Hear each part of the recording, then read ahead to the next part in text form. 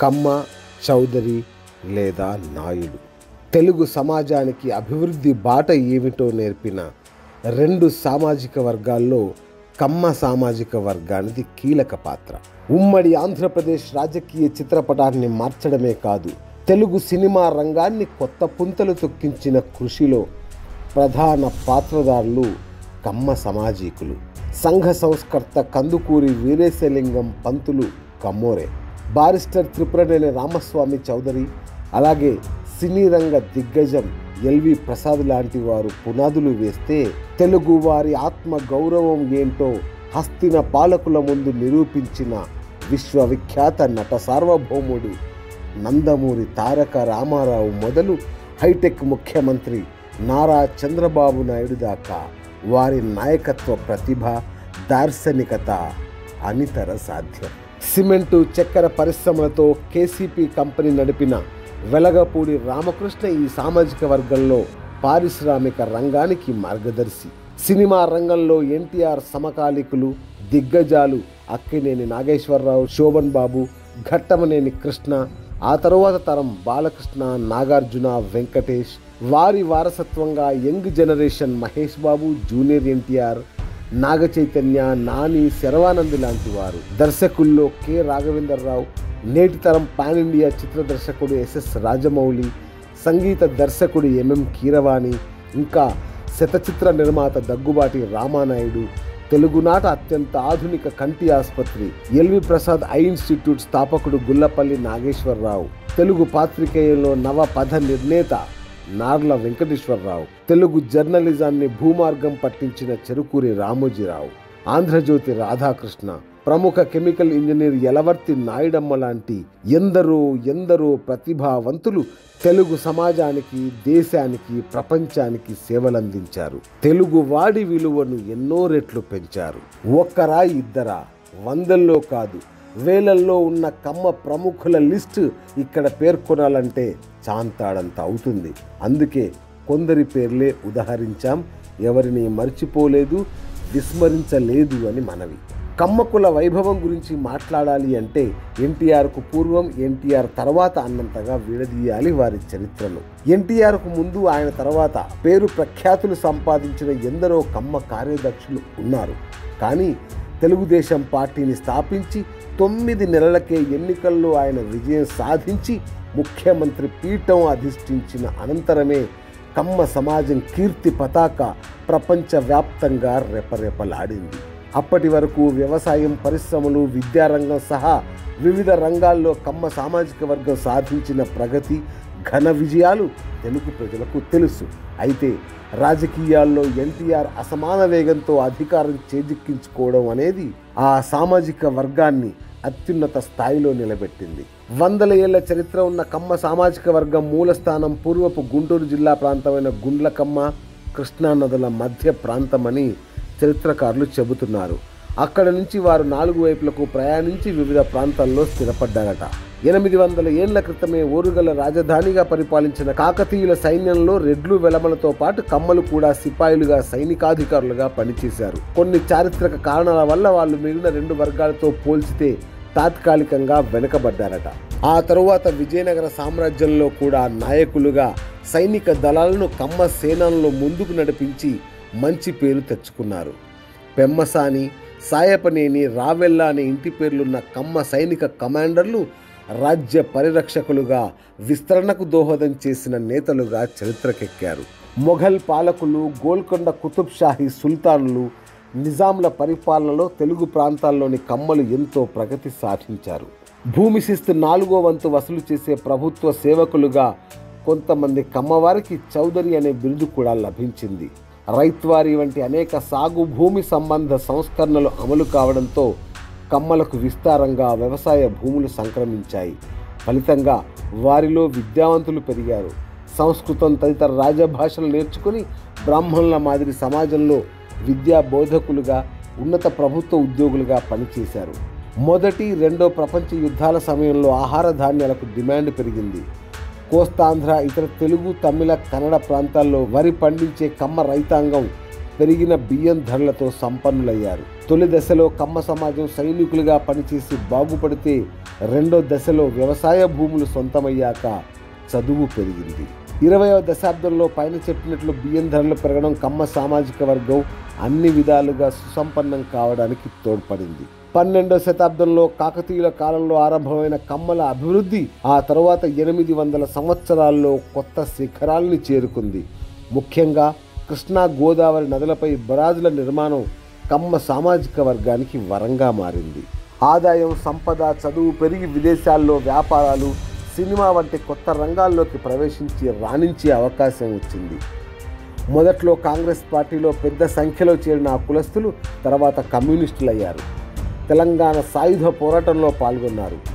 Communist ఉద్యమం party బలహీనమయ్యాక అనేక మంది ప్రముఖ కమ్యూనిస్టు నేతలు, మేధావులు సినిమా రంగాన్ని నమ్ముకుని అక్కడ రాణించారు. నిర్మాత తమ్మారెడ్డి భరద్వాజ తండ్రి తమ్మారెడ్డి కృష్ణమూర్తి, దర్శకుడు విక్టరీ వీరమాచినేని మధుసూదన్ రావు వంటి పలువురు కమ్యూనిస్టు అనుకూలులు చలనచిత్ర రంగంలో అరుణ తారలై వెలిగారు. ఆంధ్ర షుగర్స్ అధినేత ముళ్లపూడి హరిశ్చంద్ర ప్రసాద్, స్పార్టెక్స్, సిరామిక్ టైల్స్ త్రిపురనేని వెంకటేశ్వరరావు వంటి తొలి తరం పారిశ్రామికవేత్తలతో పాటు దివి ల్యాబ్స్ దివి మురళీకృష్ణ, నాటో ఫార్మా అధినేత విసి నన్నపనేని, మరో ఫార్మా దిగ్గజం నిమ్మగడ్డ ప్రసాద్ వంటి ఎందరో నవతరం పారిశ్రామికవేత్తలు వ్యాపార రంగంలో విలసిల్లుతున్నారు. ఉమ్మడి మద్రాసు రాష్ట్రంలో, ఉమ్మడి ఆంధ్రప్రదేశ్లో 5-6% వరకు జనాభా ఉన్న కమ్మ సామాజిక వర్గంలో అన్ని రకాలుగా భద్రమైన ఎగువ మధ్యతరగతి స్థాయికి అత్యధిక శాతం రావడం ఈ కులం ప్రత్యేకత. 1950లోనే ఆంధ్రప్రభ ఎడిటర్గా పనిచేసిన ప్రసిద్ధ పాత్రికేయుడు నార్ల వెంకటేశ్వరరావు నాయకత్వాన 1960లో విజయవాడ నుంచి వచ్చింది ఆంధ్రజ్యోతి. ఈ కొత్త దినపత్రిక ద్వారా తెలుగు జర్నలిజాన్ని నార్ల కొత్త పుంతలు తొక్కించారు. ఆయన రాకతో తెలుగు పాత్రికేయం పాత వాసనలు వదులుకొని కొత్త మార్గంలో పరుగులు పెట్టింది. ఆయన వారసత్వాన్ని ఎంతో కష్టపడి తీసుకున్నారు పత్రికాధిపతి చెరుకూరి రామోజీరావు. ఆయన 1974లో ప్రారంభించిన ఈనాడు అచిరకాలంలో నంబర్ 1 డైలీగా మారింది. తరువాత ఆయన సినిమా, టీవీ రంగాల్లో కూడా ప్రవేశించి హైదరాబాద్ శివార్లలో రామోజీ ఫిల్మ్ సిటీ వంటి అతిపెద్ద సినీ స్టూడియో నిర్మించి చిత్ర నిర్మాణంలో కొత్త పోకడలకు దోహదం చేశారు. ఇక రాజకీయాల్లో కూడా వీరిదే హవా. ఎన్టీఆర్కు ముందు కొత్త రఘురామయ్య, కాకాని వెంకటరత్నం, పిన్నమనేని కోటేశ్వరరావు, మాగంటి రవీంద్రనాథ్ చౌదరి, చనుమోలు వెంకట్రావు, ఆలపాటి వెంకట్రామయ్య వంటి పెద్ద నాయకులు కాంగ్రెస్ పార్టీలో, కేంద్రంలో, ఏపీలో రాణించారు. కీలక పదవులు నిర్వహించారు. కమ్యూనిస్టు దిగ్గజం చంద్ర రాజేశ్వరరావు సిపిఐ ప్రధాన కార్యదర్శిగా సుదీర్ఘకాలం పనిచేసి రికార్డు సృష్టించగా, కాంగ్రెస్ నేతగా ప్రయాణం మొదలుపెట్టిన ఎన్జి రంగా తర్వాత స్వతంత్ర పార్టీ అనే జాతీయ పక్షం అధ్యక్షుడిగా చాలా కాలం పనిచేశారు. 1982 మార్చిలో తెలుగుదేశం పార్టీ అనే ప్రాంతీయ పక్షాన్ని స్థాపించి 9 నెలల్లోనే ముఖ్యమంత్రి అయ్యారు ఎన్టీఆర్. దశాబ్దాల కాంగ్రెస్ పాలనకు స్వస్తి పలికారు. రాష్ట్రంలో రాజకీయ ప్రత్యామ్నాయం ప్రజలకు ఇచ్చిన నేతగా ఆయన ఎప్పటికీ చరిత్రలో నిలిచిపోతారు. ఆయన వారసుడిగా టీడీపీ నాయకత్వం చేపట్టిన ఆయన అల్లుడు నారా చంద్రబాబు నాయుడు 1995 నుంచి 2004 వరకు, మళ్ళీ విభజిత ఏపీలో 2014 నుంచి 2019 వరకు ముఖ్యమంత్రిగా పనిచేసి కార్యదక్షుడిగా ఖ్యాతి సంపాదించారు. కిందటేడాది ఎన్నికల్లో ఆయన మరోసారి ముఖ్యమంత్రి కావడం కమ్మ కుల రాజకీయ సంకల్పానికి ఇదే నిదర్శనం.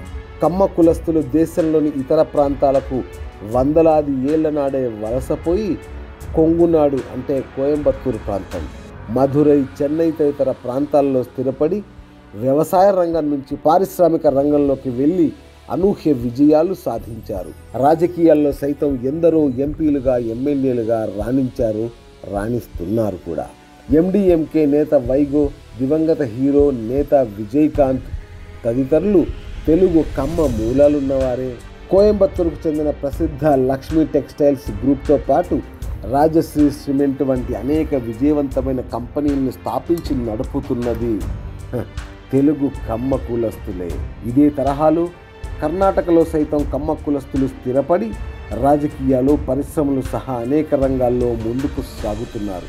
అన్ని ప్రాంతాల్లోనూ కమ్మలు తొలుత వ్యవసాయం ద్వారా ఎదిగి ఇతర అన్ని రంగాల్లో ప్రవేశించి రాణించడం ఆనవాయితీగా మారింది. భిన్న రంగాల్లో విజయం సాధించి రాజకీయాల్లో సైతం రాణిస్తున్న కారణంగా కమ్మలపై ఇతర కొన్ని వర్గాల్లో కొంత అసూయ ఉన్నా అది చివరికి వారిని అనుసరించే ధోరణికే దారితీయడం మంచి పరిణామం. ఉదాహరణకు 1965లో అమెరికాలోకి వలస వచ్చే నిపుణుల రాకను ప్రోత్సహించే నిబంధనలు అమల్లోకి వచ్చాక ఆ అగ్రరాజ్యానికి పోయే కమ్మవారి సంఖ్య విపరీతంగా పెరిగింది. కమ్మల వలసలు అమెరికాకు ఎంతగా పెరిగిపోయాయంటే అమెరికాలోని భారతీయుల్లో ప్రవాసాంధ్రులదే అత్యధిక వాటా అవుతుంది అనే స్థాయిలో సాగింది. అభివృద్ధి, విద్య, వ్యాపారం, జీవనశైలి విషయంలో కమ్మవారిని అనుసరించడం అవసరంగా నేడు మారిపోయింది.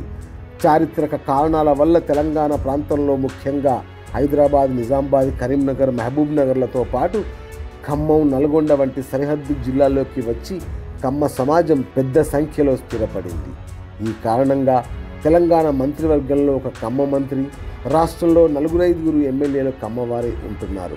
తెలంగాణలో కమ్మల జనాభా తక్కువే అయినా హైదరాబాదులో వ్యాపారాల కారణంగా వారి పలుకుబడి రాజకీయాల్లో, సినిమా రంగాల్లో చాలా ఎక్కువ. మొత్తం మీద స్వయం కృషితో పాటు ప్రతిభా పాటవాలతో పైకొచ్చిన కమ్మ సమాజం విశాల తెలుగు సమాజంలోని అన్ని కులాల ప్రజలకు మార్గదర్శిగా మారడం శుభ పరిణామం.